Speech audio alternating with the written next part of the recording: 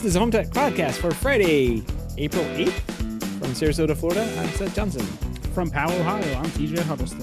And from Pickering, Ontario, I'm Gavin Campbell. And welcome to the HomeTech podcast, a podcast all about all aspects of all home technology and home automation in particular. But this week we're going to dive into a couple of HomeTech headlines that we came up with. But guys, last week we published a show on April 1st. Me being me, I usually am there for April 1st. But this year I was debugging stuff, and I didn't get to participate in all these shenanigans that happened. So I completely missed it, but somebody put here a couple of fun little technology April Fool's jokes that a couple of companies came up with. Yeah, big fan of the Qualsys IQ Teleport. It was only available on April 1st, so if you weren't able to buy it then, I guess you're out of luck now. But it is a teleportation device that allows you to teleport from your house to your job. And it's pretty funny. They show in the video, some guy sitting in traffic and then getting gas and wasting all kinds of time. And then, halfway through the video, he just stands on this saucer that really just looks like a reconfigured LED light. Like I think it's an LED light. Found it in a bathroom. They just pulled it out of the bathroom real quick in the office. And they're like, yeah, this is a genius idea. But I think the video is very funny. And I wish this was a real thing. Yeah.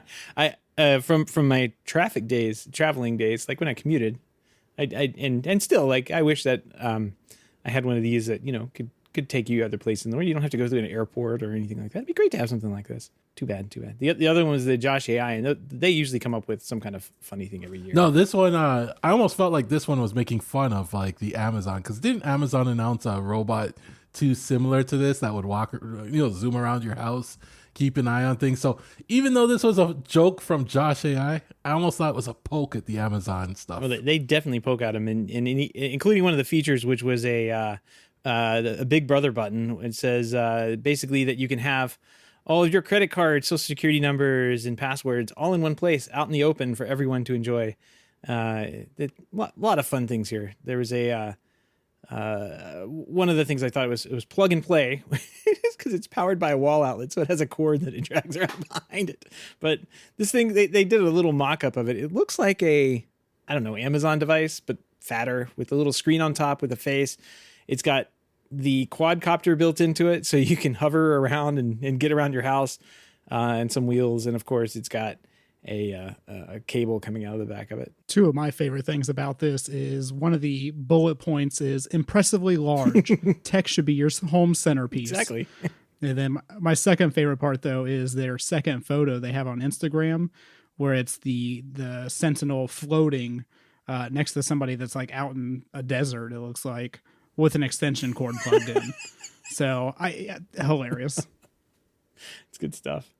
Well, like I said, it's always fun to have a little bit of fun, because all work and no play makes Jack a dull boy or whatever. Definitely made me a dull boy, because man, on Friday I was trying to figure out why I was getting errors on a server, and I'm still working on that. Actually, I finished it today. Yay! I have a little graph that shows errors going up and then dropping off into 0. So I fixed them all. Yay! We got a new what is this, Home Assistant release that came out, a big one, I think. Gavin, did you put this one on? Yeah, I threw this on. I don't use Home Assistant, but I am a fan. I keep an eye on it, and this looks like it's a pretty big release. They added a lot of new features, things like device groups, updates, which include firmware updates, is pretty cool. A lot of performance tweaks. The big thing that caught my eye, though, is they had a section on the post about breaking changes, and that was pretty long. So there's a lot of things that this is going to break. If you're going to upgrade, be wary of that. One of the key things, we've mentioned this before, is they're getting rid of old Z-Wave. They're getting rid of the open Z-Wave, all for the new Z-Wave JS. And, I've heard mixed reviews with it, a lot of bad reviews about that news. So just keep that in mind when you're doing the upgrade, but it looks great. Home Assistant's just one of those things where I'm always watching it. And I always have every now and then I get this feeling to go give it a try. But then when people start talking about YAML and how much time it takes Your to eyes just configure glare over everything. Yeah. Paul Hibbert on YouTube there did a good thing. He switched over recently everything to Home Assistant. And it was a running joke in that episode where he just said he was so, caught up in all the YAML that his wife was starting to get mad. It's so true. And That's funny. I one day I'll give it a shot. Yeah, I saw on Twitter that Paulus was complaining about. I guess there was a whatever they're using to distribute the package through. I guess it's a Python package. They were kind of hitting up against their limit, and they needed to go to the next limit, so it had to get approved through the Python package manager, so it could get released and pushed out. But this is a ton of stuff that's in here that they've done, and they, like you said, that breaking changes. Holy cow, you weren't kidding. Yeah. That's just like keep scrolling. There's all sorts of stuff that's been removed, as well as things that like GPIO integrations that I guess were deprecated before, but now they're just completely removed. So if you're using like a BeagleBone black GPIO device, it's not going to be available to you in the Home Assistant anymore. And that's okay. Some of that stuff looks pretty old. But you don't have to update either. You can stay on the old version, I guess, and not get all these new tweaks. But man, looks like they're just plugging away and moving on. There's a lot of good stuff in here. Yeah, something the integrators might like too is that they have a integration with Kaleidoscape now. So you can throw that in there, and it looks like it has some pretty good controls on it. Yeah, typically, I mean, it's a visually nice system to integrate with because you get all the cover art and everything, all that nice stuff. But yeah, can't be bad. What other new integrations they have? Let's see. AirZone backup, Kaleidoscape, as you mentioned, Pico outage count. So I guess you can count how many outage your utility company left you out in the dark on. Switch as X, I have no idea what that is. UONet Plus, well, again, kind of don't know what that is either. And then something called Update, which seems like it should be pretty straightforward, but I'm not sure what that is. Maybe it updates. Update is it's a new feature where it will update firmwares. It will let you know there's an update to your Z-Wave device or something like that, and you can kick off updates. That's actually a cool feature, it looks like, because right now one of the things in the smart home is like updating firmwares on Z-Wave devices. We don't even get the updates, but every now and then we do, and it's just a hassle to get it done. Oh, well, that's extra nice then. That's great. Yeah, I see there in the configuration, it's got like firmware and stuff that a developer could put into yeah, that's great. Awesome. Well, keep an eye on Home Assistant. It seems to be up and coming still. And I'll say that they're there once they get rid of the YAML stuff, and they're getting close, it seems. Yeah, here soon. I mean, they've even released their own box, as far as I'm aware. I think it was the Canary or something like that. So they're getting pretty close to, I would say, consumer adoption. They've been trying to strip away some of the more codey parts of it. So yeah, you still got to be kind of techie and nerdy to really dive deep on this thing. But yeah, they're trying. They're making pretty good progress at it. It seems like every time I look up each month. The 2022.4. This is the fourth release I've seen, but they're just plugging away. There's a big release every month, and man, it's they're coming along. So good for them. We'll have to keep an eye on them and see where they are. And maybe we can get Paulus back on the show one of these days and chat with him about what's going on over there at Home Assistant. With that said, what do you guys say we jump into some HomeTech headlines? Let's do it. All right, no Wi-Fi, no problem. Eufy's latest smart security camera, the 4G Starlight camera, is designed to go where Wi-Fi isn't or can't go.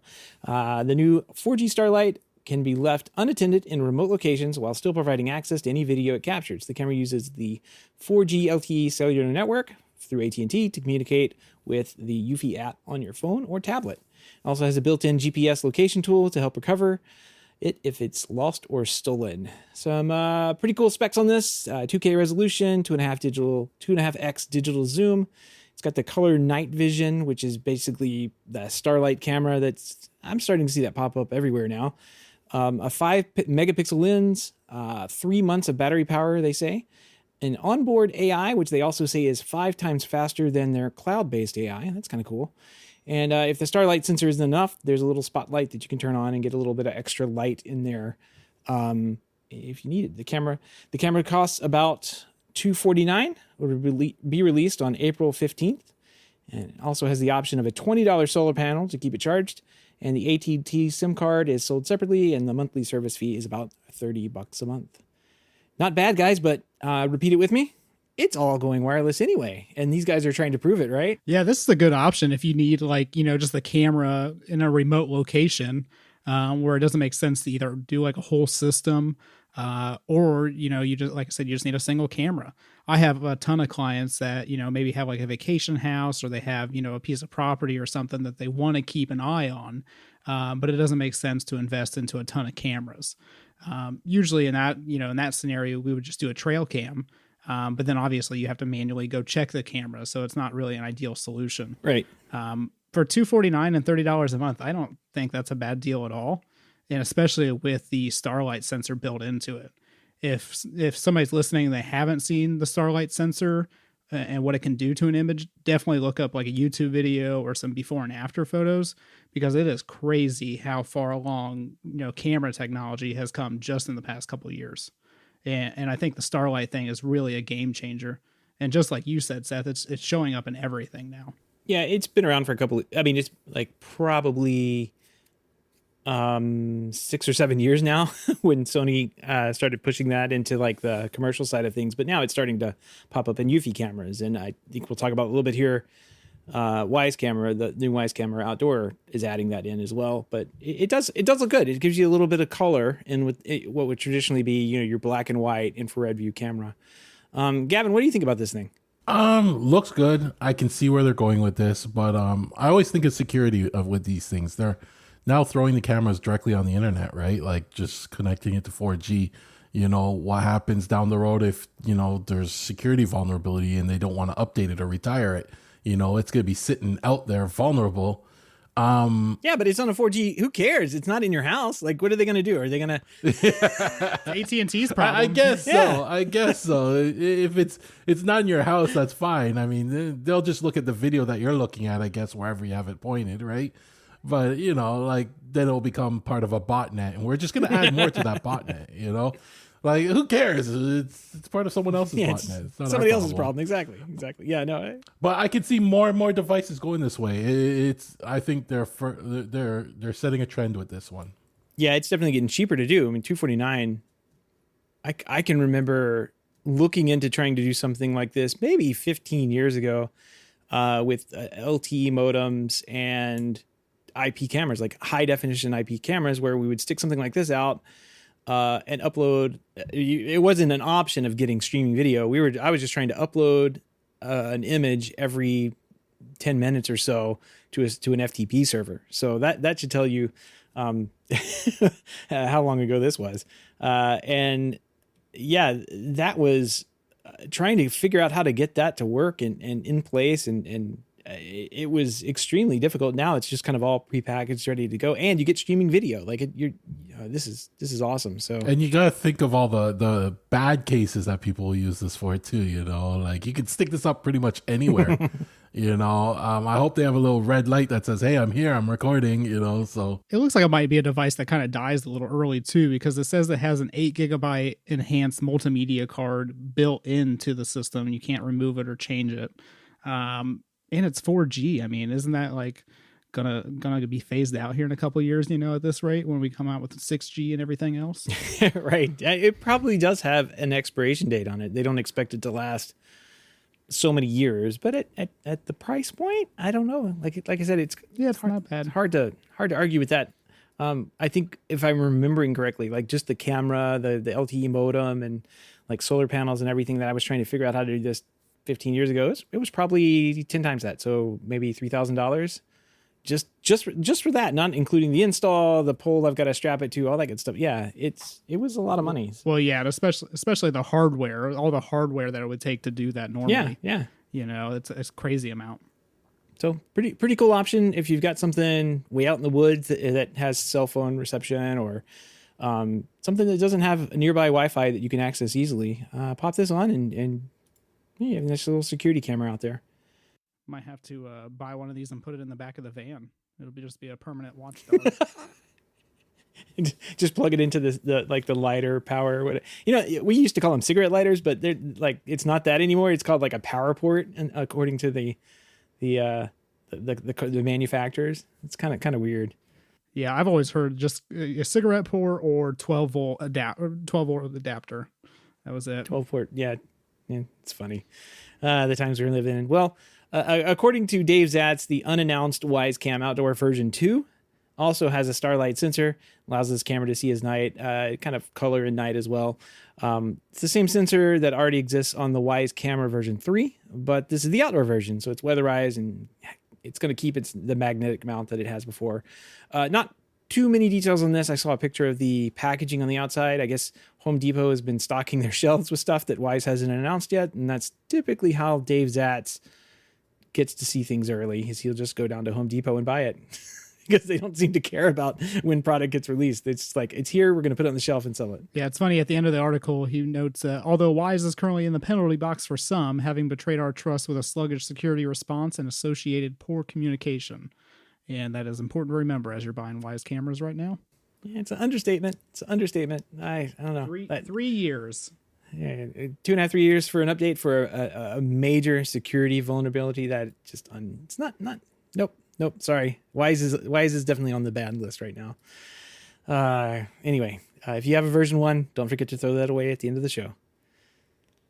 All right, well, new products here from Plex. Plex has announced a new feature that helps you discover trending and popular content from across all of your media, whether it's already on your Plex server, can be found on a streaming service, or is available to rent or buy. With this new feature, you can browse to an item and see where it's available to watch, including from these places. Let's see, any Plex server that's available to your Plex account, Plex's own free movies and shows streaming service, and then other streaming services like Netflix, Disney Plus, Amazon Prime, basically, and starting with the ones that you use all the time. If the content you want to watch is selected, it'll start playing directly if it's available to Plex, or it'll jump over to the app where the content is available, and in some cases, directly to the content that you selected. It's kind of nice when that happens. This feature is in beta right now, but I suspect we're probably going to see this rolled out everywhere pretty soon. This is the dream dashboard that every media person loves to say that they have. That, Apple's tried to do it, Roku's tried to do it. No one's gotten it right. Plex is up at bat now. Gavin, I see you shaking your head. What do you got to say about it? Why are you already laughing? No, it's a great idea. I'm going to see how it comes out when they execute it, though, because once you are in the position where it's launching an external app, you are now at the mercy of that external app. So, hopefully it jumps right to the show, but not all apps play nicely. Not all apps even respect the remote control. Depending on the platform you're using it on. So we'll see how it goes when they execute it. The one annoying thing I found that brought me flashbacks to some old times was they're going to show you content on services that you're not even subscribed to, right? And I don't know how it was down in the States, but back up in here in Canada, our old cable boxes used to show us channels that we didn't have subscriptions for either. So they used to be grayed out. So, we had a lot of, I was looking for either the basketball game or the hockey game, and it was always on one of those gray channels. They're not grayed out here. They're prime. They're up front, but when you select it, it says, "Oh, you don't subscribe to this. Do you want to subscribe to this?" And it gives you their number. Yeah. And that's what it's going to take us back to now is like, oh, the TV show is over here, but you're not subscribed to it. Do you want to subscribe to it? As much as we constantly are trying to get away from cable, it seems like we're getting back into those bad habits. Time is a flat circle, as they say. TJ, what do you think about this? I've been playing with it a little bit so far. I'm not thoroughly impressed with it, but I do like the idea of one interface for my Plex media and everything. One of my big complaints, and we were talking about this the other day in the hub, a lot of places won't even index Plex. So if I'm looking, if I have an Android TV right now and I search a show or movie or something, it won't show up as that I have it with Plex.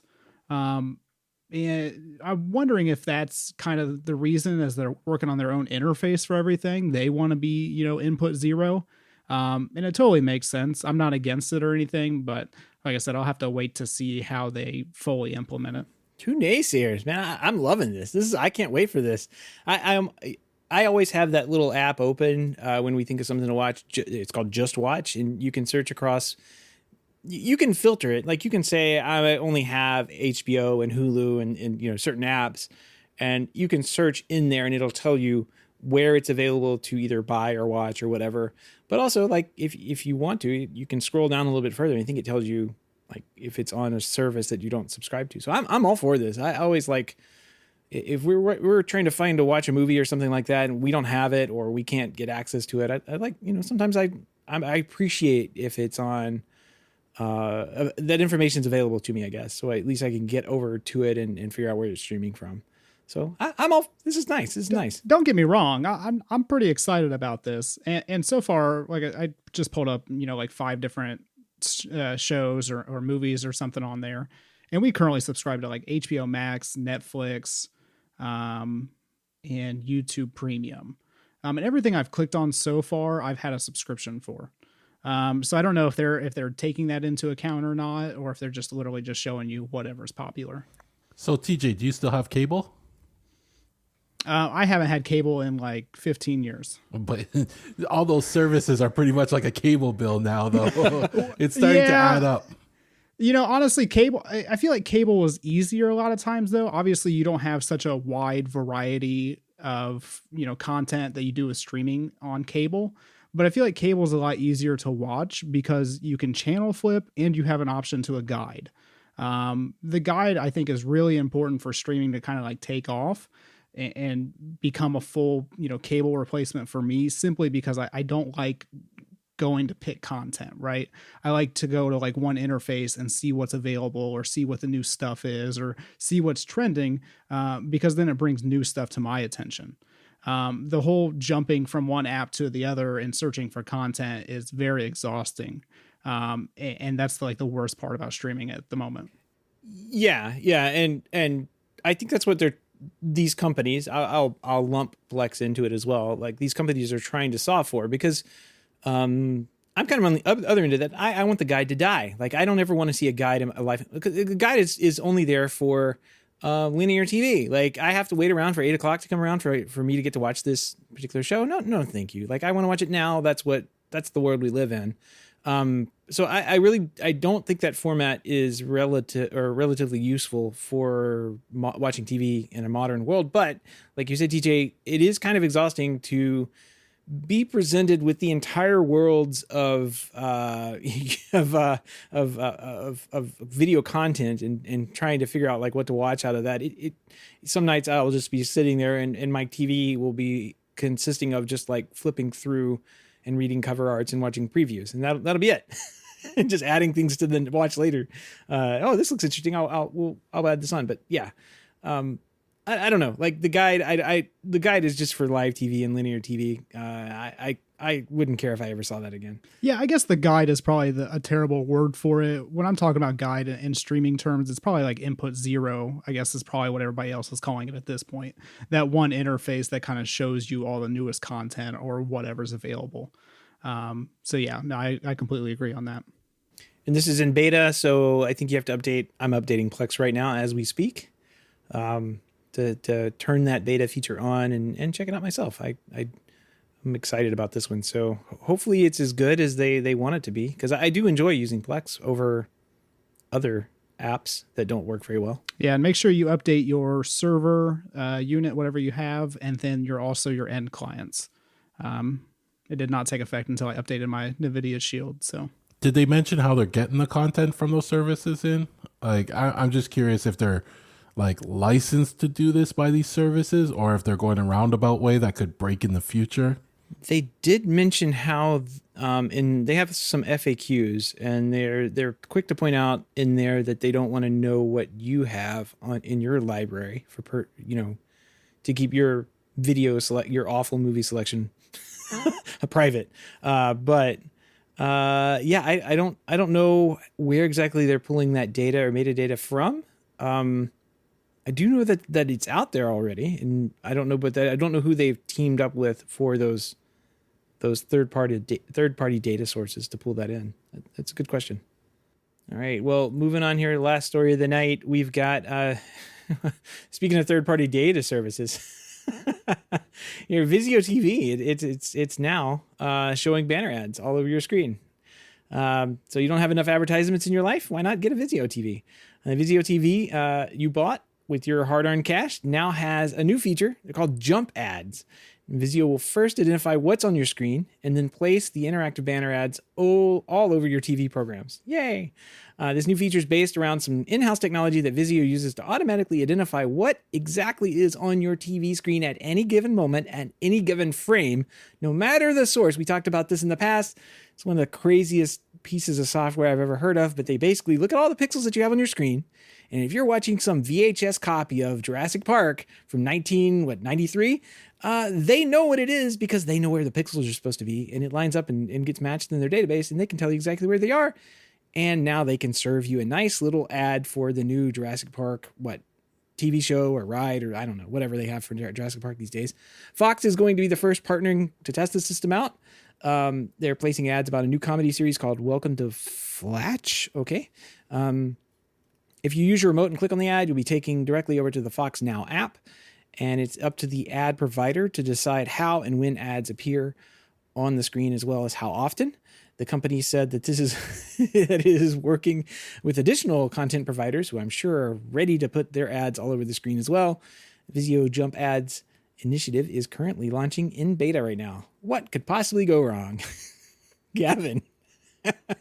I don't even know where to start with this one. This has all sorts of wrong on it, right? All sorts of wrong. If you wanted to know why your Vizio TVs cost what they cost, this is why. It's called subsidized. Yes. Like they are paying for themselves this way, not with the money that you're paying them with. The first thing that kills me is they can identify anything you're watching, right? So that's a huge amount of data gathering that they're going to be logging. It's going to be centralized, that they're going to be utilizing to sell. It's crazy that, anybody will agree to that. It's just a matter of time before even the authorities start to, bug them to get, tell me everybody that's watching this pirated copy of, The Mandalorian, who knows where this will go or what the limits are. It's just all sorts of wrong. If they gave me a free TV, well, maybe I'd let them, do it. I don't care at that point because, it's free. You know right? what you expect, right? But, yeah, exactly. But, we're still paying for this TV, right? There's going to be people figuring out ways to block this, whether you block URLs. Honestly, just unplug the TV from the network altogether and just cut it all off, because today it's going to be like YouTube. Today it starts with 1 3-second ad that you can skip. Tomorrow it's going to be 2 30-second ads that you can't skip. They're going to take advantage. It's just going to get worse. Money, they'll need some more money. They'll add another ad. There's so much wrong to this. I, for one, will not buy a Vizio TV. I don't care. I just don't want this type of headache in my house. The sad thing is that I don't know for sure any other manufacturers doing the specific thing, but other companies we've seen in the past, like Samsung and LG and others, already put ads into your TV interface. So, it's just as simple as, at this point, just not using the smart TV functions. And like you said, Gavin, not even connecting the TV to the internet. We always recommend a separate streaming device anyway, usually just because they're better. And you get one interface. If you have multiple TVs, you buy one streaming device and they all kind of work the same. So, unfortunately, TVs are kind of going like this. It doesn't help that TVs are, basically dirt cheap at this point. So I'm assuming, companies are going to have to start doing this to make money again. I don't know how much, money Vizio makes from selling a TV, but I'm assuming it's not that much. Yeah, they're making their money on the back end here with these kind of deals and telling people who's watching what and spying on you, basically. That's how they make their money. And I mean, we're picking on Vizio here. Like you said, they're definitely not the only ones doing this. I mean, Roku got in an argument with, who was it, Google or something like that, about who was getting to report what data which way with YouTube. I mean, it was kind of like, okay, well, you're both kind of gross. It's just, who do you want to be the grossest? I think Amazon injects ads. I know Roku has ads. Amazon injects ads onto their Fire TV players for Amazon services and that kind of thing. Apple is not doing ads right now, but there may be ads that pop up within apps that you're using. I don't know. I haven't really seen anything on any apps that I'm using other than what you would expect from like Hulu or something like that, where you expect to have an ad. But yeah, it's gross. Yuck. wish they'd get the advertisement. Like, why does everything center around advertising and marketing? Like, why? It doesn't work. I mean, I guess it does. Somebody has to click on like all of those like advertisement or spam emails. Like, how many poorly spelled and formatted spam emails do we get, for, Viagra pills or whatever? Like, who clicks on that stuff and why? Like, why does that work? It doesn't make any sense to me. We've known about this stuff from the beginning of time, it seems like, and yet it's still being done and it's still getting worse. I don't get it. I don't get it either. Like, why am I still getting Viagra ads when I've already bought it? Like stop spamming me with the stuff I already have, And oh man, you made me forget where I was going with that. There was another thing. Oh.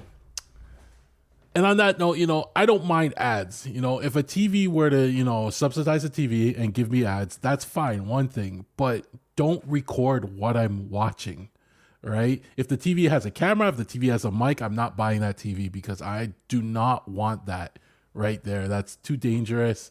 And some of the stuff I watch, they're going to regret even knowing I was watching it. So there's so much wrong with this. God, whenever I see something like this, it's like, I wonder when TV cameras are going to come back, right? Because there was like that period of like 2 or 3 years where like TVs randomly came with cameras because everybody wanted to Skype on their TV, I guess.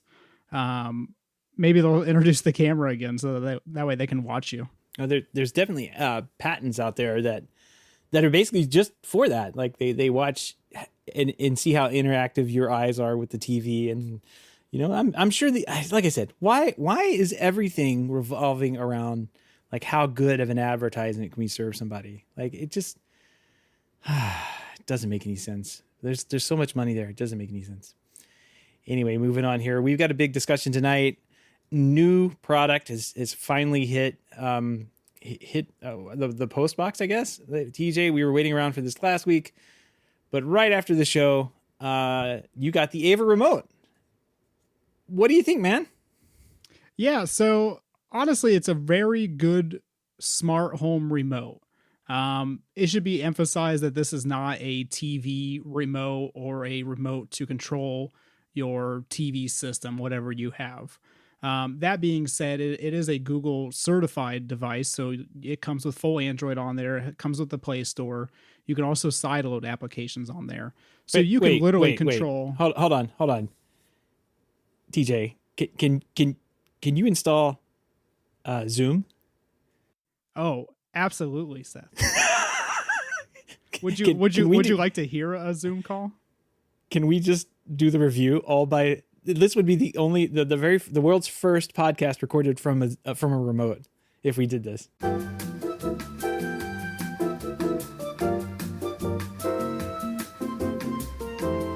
Live from the remote, it's TJ. For the first time, a HomeTech podcast coming from a remote. This is amazing. All right. Well, you actually don't sound too bad there. Like it's because it's Android, and I mean iOS is the same, but Android and the hardware and everything, they all have these really good like voice algorithms to basically clean up a phone call. Like it kind of sounds like you were on a phone on a Zoom call. Yeah, and you can turn it sideways. Use it in full landscape. Yeah, let's switch my audio back here.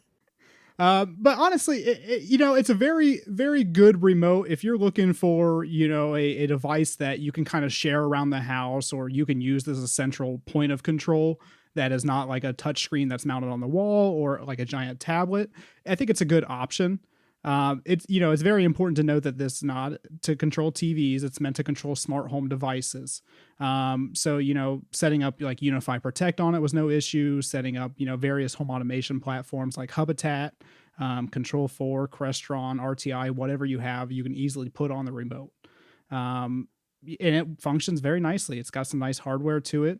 It's got some nice heft to it as well. It just feels like a very quality device. It's interesting you keep coming back to qualifying it and saying that, you know, it's a remote, but it's not a remote. Like it does all the remote things. It just doesn't control your TV. So it's kind of hard for me to go like, it's a remote. Yeah, I don't know.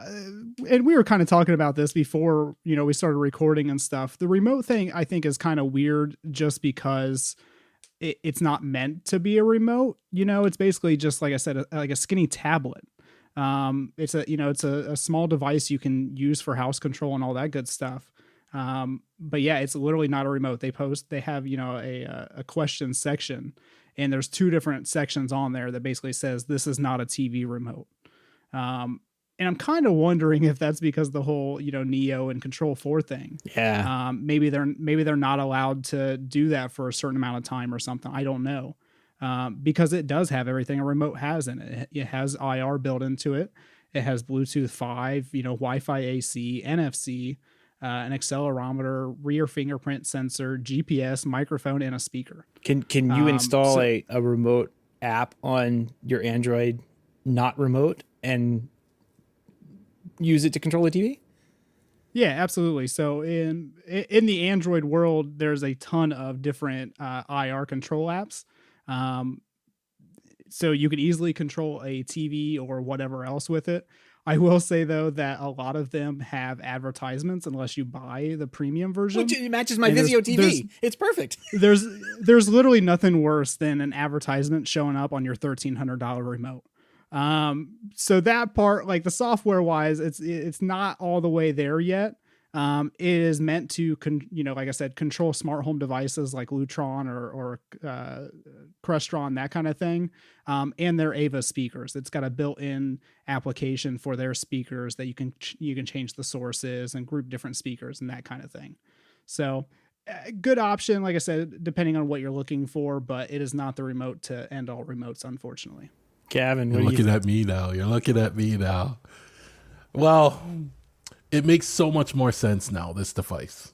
I have to admit, now that we know that it's not meant to be a remote for TV or your entertainment system, but it's a smart home remote, it makes a lot more sense. The price to me doesn't make sense, but the what it is makes a lot more sense. And, you know, now I'm thinking about it. I could utilize this remote if I were an app developer. I could create an app that would work with my smart home hub that then can control something like a Broadlink IR blaster to control my home entertainment system.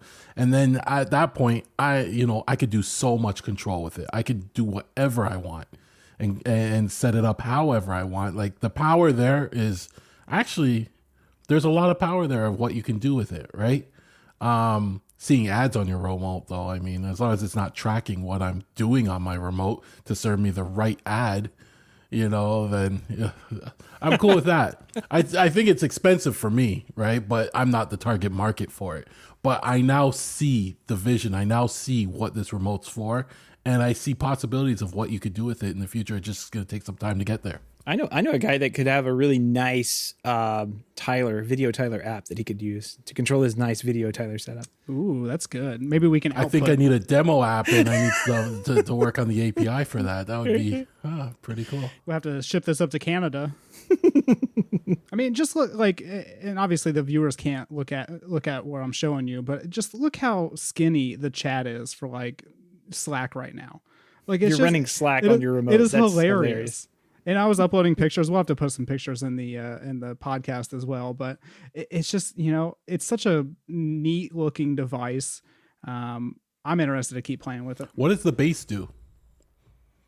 The base is just charging for it. It's got a wireless charging pad, four little contacts underneath it. But it is interesting. I took it apart a little bit. Don't tell anyone. And the cover underneath actually has a USB-C port. And it does work, so you can actually hardwire this if you wanted to. I was hooking it up to my computer and trying to do things with it. So, I mean, it's a full Android device. That makes sense that it has a USB-C port on the bottom as well. Because you could, like you said, how do you hook it up to like do development and that kind of thing? You'd need some kind of port to get in and plug things in. With that, you could actually, what you need to do is like figure out how to wall mount that thing and get one of those companies to make you a flush mount, wall mount, device to put it on the wall. Well, I have a couple 3D printers behind me. I was actually going to make a couple different mounts, make like one for the car, make one for the fridge. I can just put it around different parts of the house.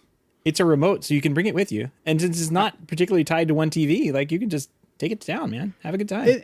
And that's honestly kind of the nice thing is that it's not like a room censored device. You can literally carry it around the house and control everything. So, depending on the layout and everything, you might only need one remote or two remotes. Have one on each floor or something. That way you don't have to, go too far for it. But it's not just for like the family room. It's for the family room, the living room, and the kitchen or whatever else you have. So that is kind of the flexibility part about it. So other than the IR port, does this set itself apart from any regular, I guess, Android phone or tablet that we can? It sounds like we could pretty much do this all on. Yeah, the only thing that would make this, a remote compared to like a tablet or a phone that you have is the built-in IR. You can get external IR devices, kind of like what you said with like the Broadlink, or they even make like plug-in IR modules. I've honestly haven't had much luck with those products. I've used the Broadlink, the little trash can looking one a couple times. I always had problems with it, like factory resetting itself and doing weird things. And I've also not had the best of luck with like USB-C or Lightning IR adapters. So that's kind of the one thing that's nice about this is that part is built in. But if you don't need IR control, there's probably not a big reason to get this device. I know it's only been a couple of days, but what's the battery life like? Battery life, so they estimate 6 days on a charge depending on usage. I'm probably getting in the 2 to 3 days time range. It's not terrible, and we only use our remote, I would say, for like 3 or 4 hours every night. So not the best battery life, but for a remote that's doing all this stuff, I don't think it's that bad. Interesting. Well, see, we keep calling it a remote though, so that's it's in the name. Confusing. It's in the name. So when you're saying remote, yeah, we're thinking of a TV remote, and I'm thinking, I'm comparing it to my Harmony, which I still think is the king of the remotes right now. And for the do-it-yourselfer at least, right? But I just think like I don't know if we could call this a remote. It should be called something else. It's a unique device. Well, and one of the questions on the forums is like, it's not a remote because it doesn't have physical buttons. And it's got 3 physical buttons. It's got a power button, and then it's got a volume rocker on the right side. And I don't think the lack of physical buttons makes it not a remote. While I enjoy physical buttons because obviously you can just kind of grab the remote and use it, I don't think you need physical buttons for a remote. But you do need like a comprehensive interface where you go to control everything. Jumping from, one app to the other app, to control everything in the house, kind of like the streaming conversation earlier, just gets exhausting. To like turn on my TV, for example, I have to go to the IR app, turn the TV on, and then go back to the NVIDIA Shield app and then use that to control everything. And then to adjust my volume, I have to go to the Sonos app in order to turn it up and down. So it's just like that part of it's clunky, but like I said, it's not meant to control your TV. So of course that part is clunky. Interesting. Who's the remote for? What's the ideal customer look like for this? To me, the ideal customer is one that is using the AVA speakers because, like I said, it ties in with the AVA speakers, or somebody that just wants a nicer control unit that they can share around the house to control, all the smart home devices. I don't know if there's a huge market there though, unless it does the TV thing. But I'm showing it around to people and seeing what people's reactions are, and they're positive so far. Oh, it's interesting. Well, we'll have to keep an eye on Ava. It's a good. I mean, it sounds like it could be worse, like as a first run product. Like, so let's mention. Was it Sofa Potato that I always call it? What is the thing? Sofa Baton. Yes. There we go. Hey, that thing's only like $200 though. But it's getting trashed like left and right. Like, yes. The reviews are horrible on it. Like it doesn't do like macros and everything you have to do it 10 times or something. The app's awful. Yeah. The reviews on that Sofa Baton X1, I was expecting a lot from that, but also there were a lot of red flags when they were having their Kickstarter or whatever it was, like if the company email is an outlook.com email, To me, that's a red flag right there. Something's up. They're getting trashed though. But again, at least it's something that can be fixed via software. I just don't know if they have the resources or if they're going to focus on the software. True TV remotes like this, I think, are really difficult. And the fact that we saw Logitech like exit the market with this, a year ago or 2 years ago, after trying to sell the division, I think TVs are just super, or TV remotes are just super hard, and there's probably just not a lot of money in it. Well, it's an ever dwindling, like people like Gavin and myself who have particular systems that require remote control of devices, need a remote. But most people, and I say the vast majority of people, are just happy or just getting a TV these days that has all of these apps that spy on you and watch what you're watching, but they have the TV. It's all input zero right on the TV. And they can use the TV remote to do just about everything they want to do.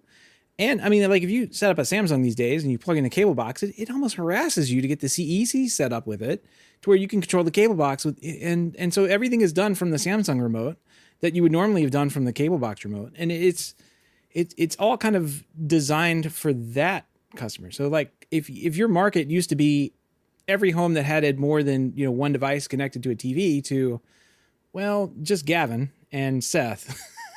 Like that's a small market, and it's hard for me to say that Logitech was wrong in bailing on that space, because I think if we look through their financials too, like the tech support that they were doing was like tenfold any of their other department. I mean, what do their other departments sell? Mice, computer mice and keyboards and video cameras, but the tech support on Harmony remotes and setting up macros and pairing devices to talk to each other and Alexa integration and all that stuff. That's massive tech support that you have to gear up and staff for. Very hard to do. Very hard to do. And for the record, I have 5 of them. So, I'm a big consumer of the Harmony remotes. Hopefully they don't try to shut down the service again like they did a couple years ago with the other stuff. Well, they promised that they're going to keep going for a couple more years now, at least for setting them up. And in the past, Logitech has done that. There was a Streambox or something. Squeezebox or something like that. Yeah. I think that website is still up, and it still looks like it's made from 1999. Like it's. Oh yeah. And people are still recommending it. Ugh. Wow.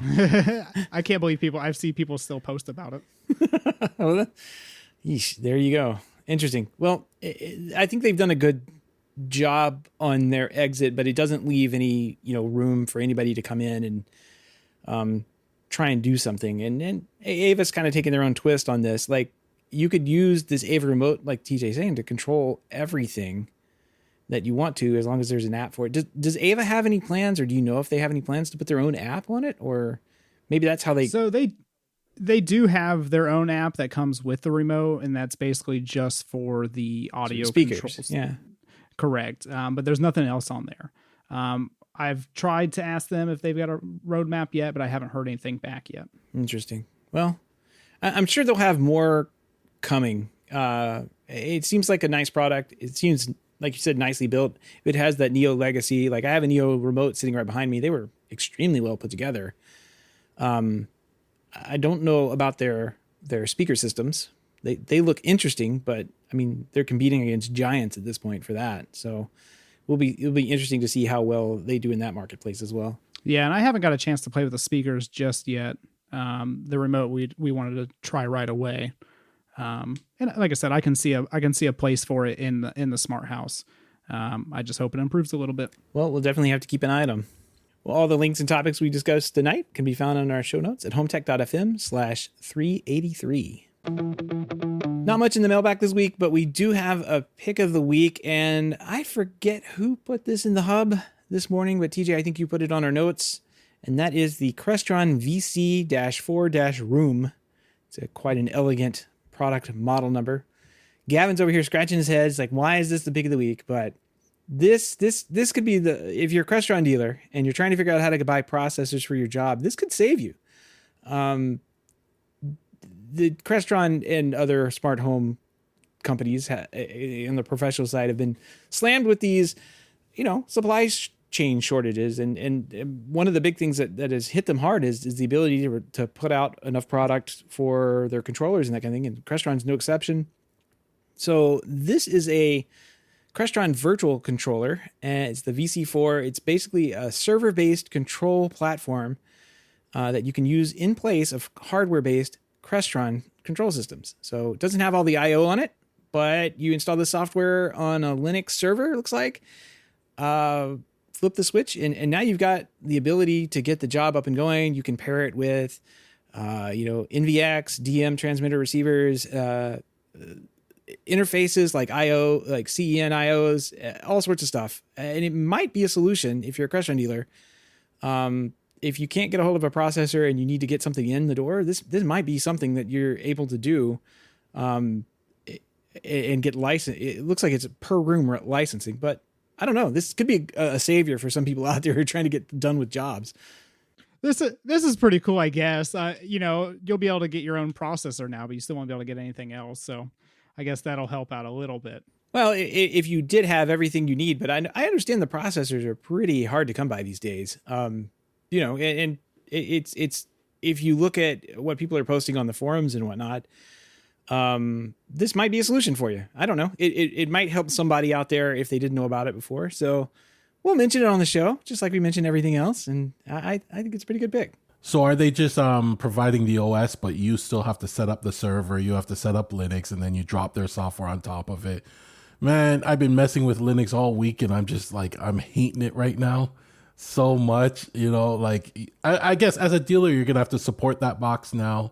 You're going to have to become familiar with Linux and stuff like that too, right? It could be just a stopgap. If you think about it, you want to get paid on the job, and then you go back and you can swap it out for the real controller later on. Or maybe it works fine and you're able to just kind of proceed with it in there. And, when the day comes and it dies, it's just like, well, they don't make those anymore. We got to put this, Crestron processor in and we'll load the old program up. It gives you a discount on it or something. So yeah, I think it could just be a stopgap for the time that we're in right now where you just can't buy the physical product because of the chip shortage. And I see a lot more going this way too because of that chip shortage. Like, you guys are having a tough time sourcing product. Pretty soon you'll be like putting in squeeze boxes as a stopgap until the Sonos stuff comes in for you too, right? Like, it's getting worse. It seems to be getting worse. I feel your pain. I think a bunch of integrators just died on the inside when Gavin said that people are going to integrate squeeze box.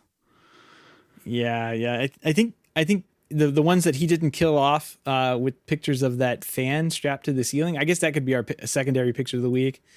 But man, he posted in the hub some picture of a fan strapped to the ceiling with a light on. I don't know. My eyes were hurting too bad. I couldn't look at that. That definitely happened in Florida. For those that you have to see the pic, but it's a box fan someone strapped to the ceiling and put a switch next to it, and they said that they call it a ceiling fan now. Not only a box fan though, it had a light installed on top of it as well. Oh my gosh, that's so bad. All right. If you have any feedback, questions, comments, picks of the week, or great ideas for a show, give us a shout. Our email address is feedback@HomeTech.fm, or you can visit HomeTech.fm/feedback and fill out the online form. All right. Well, that wraps up another week. Guy, have you guys seen this Severance show on Apple TV? I'm 2 episodes in. 2, okay. I'm gonna probably give it one more episode. Yeah, we were looking for something to watch the other night, and we started watching it. And it's kind of like, reminds me of Lost, like how everything's just a big mystery for so long. And we started watching it, and it's got some like cliffhanger episodes a little bit further in. It is maybe a slow, like with all Apple stuff, it's a slow start, but it's kind of a good like drama thing. And there's things happening now, and things are kind of opening up, and we're in the phase right now where we're trying to predict what's happening. So the premise behind the show, Severance, it's people basically have a surgery done where they can divide their work and personal lives. So the person that goes to work in the morning and enters the office doesn't know that the other person exists or what they do. They don't even know their name. They give a different name in the office. It's really, really weird premise here. and kind of creepy. But to get that work-life balance, they've surgically altered their brains, and now the person that is at home doesn't know what the work stress is, and the person at the office, this is the hellish part of it, just basically like walks out the door for the day and then walks back in completely rested and with like the next moment. That's their perception of reality, and they show how that works a couple of different ways. That's very entertaining in the first couple of episodes. So we've been enjoying it. I would say, Gavin, maybe give it a little bit more time. It is a slow paced, like drama type thing. It's not like a fast paced anything, but it's got Christopher Walken's in the thing, man. He's funny. Yeah, I saw a whole bunch of big actors in it. It's just the first couple episodes are slow, but I'm gonna give it another one because I've been there before where a show starts off slow and it takes about 3 episodes before it really gets good. So I'll give it another episode or 2. Yeah, we'll see. It may not be for you, but like, who knows? We could have another hitter. Always feel like we're watching like Apple TV stuff, or at least we're talking about it. Are you guys watching anything right now that's not on Apple TV? Oh, the funny part is I just binged watched a show called Acapulco. Oh my gosh. Oh yes. Telenovelas. Yeah. Let's talk. It's on Apple TV. I love that one, man. It has one of my favorite artists, Eugenio Derbez, and he was also in Coda. We watched that this weekend too, and I just love his acting, his storytelling, and this show was awesome. Yeah, it's really good. It's just a feel good show. That's all it is. Yeah, that one's like Ted Lasso, but with the telenovela spin on it. Like it's such a like formulaic show, but it just makes you like smile every time something happens because it usually works out for him. I guess the secret though is because he's a rich guy at the end. Like he's telling the story as a rich guy. It all worked out for him. So yeah, there's a season 2 coming. Don't worry. Yeah, no, I definitely enjoyed watching the first season kind of on and off. It was one of those background shows. TJ, what about you? Are you getting anything done now that you have a remote? Are you watching anything on your remote that's pretty good? I haven't watched any like TV shows, but I've watched a couple YouTube shows YouTube videos on the remote. But we actually just finished Is It Cake, which is on Netflix. It is hilarious if you haven't seen it yet. It is a show where I can't remember the exact number, but there's like 6 items that they're all similar, like 6 suitcases. And one of them is made out of cake. And they have, 3 guest judges on the show, and they have to stand, I think like 15, 20 feet away, and they have to determine which one is cake altogether. And it is crazy what people can make out of cake. And, honestly, you're looking at it through the camera lens, but some of them look amazing. And I just had no idea that you can make cake into like real things. Oh man, the things that they'll put on TV. I guess that's fun. I don't know. Like I would. Look, I was very skeptical at first, and I'm watching it. I'm amazed. I don't know. There's definitely there's something good about it. The artistry of some of the pastry chefs out there is pretty good. So it's gonna be pretty. I have one big update. This came in right before the show. So like breaking news, I got my little control board for my range hood. It finally came in. So I think I ordered it during our HomeTech talk. I was taking apart the range hood last week and trying to put it back together before my wife got home. And now I've got the little part here, so I can test with this thing. And then if all goes well, I can swap it out, have a backup in case I fry it. And then, it looks exactly the same. So I'm hoping that it's exactly the same board. I doubt anything has changed from this version to the one I have installed. So I'll swap it out once I get everything figured out and what all the pins do and everything, and see if I can make the thing smart. Should be fun. For those that missed it on last week's Tech Talk, Seth pulled apart his range hood live. We all watched, and then we convinced him to buy a backup part in case he screwed it up. Yeah. And that's what he got today. It was a smart move, guys. I mean, for like $50, it's gonna save me in the long run, I think. Yeah, I'm pretty jealous. I guess I need to automate my range hood. Everybody else is automating theirs. We're gonna figure this out. For this particular brand of Brone Newtone that uses the little 2-button control thing, I guess it'll be something for people who want to automate their Brone Newtone. I don't know. All right. We want to give a big thank you to everyone who supports the show, but especially those who are able to financially support the show through our Patreon page. If you don't know about the Patreon page, head on over to HomeTech.fm/support to learn how you can support HomeTech for as little as $1 a month. Any pledge over $5 gets you a big shout out on the show, but every pledge gets you an invite to our private Slack chat, The Hub, where you can look at a horrible picture of a fan, a ceiling fan. Ba-doom-ching. Yeah, don't. Oh, man. And I guess TJ's posting some videos of the AVA Remote. Are you going to post them in the Hub? Or is that private? No, we have a public YouTube channel. I cannot talk. I will end up posting the playlist in the Hub there, so everybody can see them. Cool. We'll keep an eye on it. We'll put them in the show notes too. But if you're, you'll probably get them first if you're in the Hub. So, all right. And if you want to help out but can't support the show financially, totally understand. We'd appreciate a 5-star review on iTunes or positive rating in the podcast app of your choice. I was looking on there. There's some podcast. The ratings are really old. So if you haven't rated in a long time, go hop on over there. Give us some stars. Let other people know about the show and help them find it easier.